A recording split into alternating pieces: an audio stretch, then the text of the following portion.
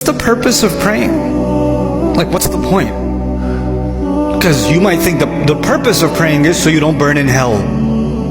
The purpose of prayer is because if you don't pray, Allah's going to hate you.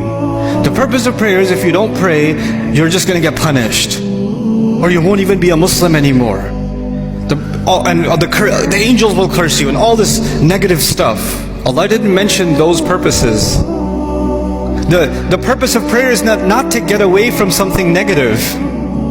The purpose of prayer is to run towards something positive.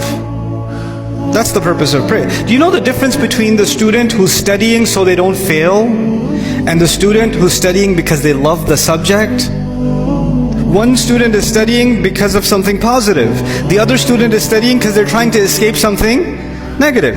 An employee who loves their work and an employee who just doesn't want to get fired.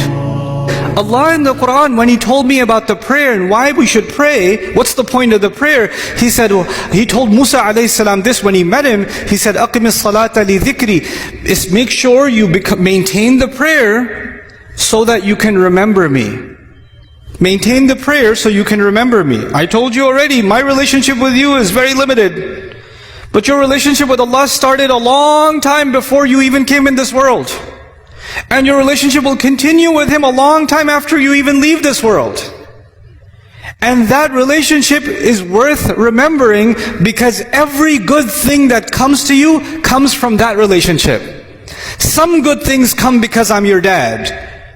Some good things, but all the good things that come to you only come to you because of that relationship. So if you want all the positive things to stay in your life, you must remember where all of the khair comes from, all of the ni'mah comes from, all of the rizq comes from, all of the guidance comes from. So Allah says the best way you can remember that is that you remember Allah by prayer. The best way to remember Allah is the prayer. أَقِمِ الصَّلَاةَ لِذِكْرِ. That's why you should pray.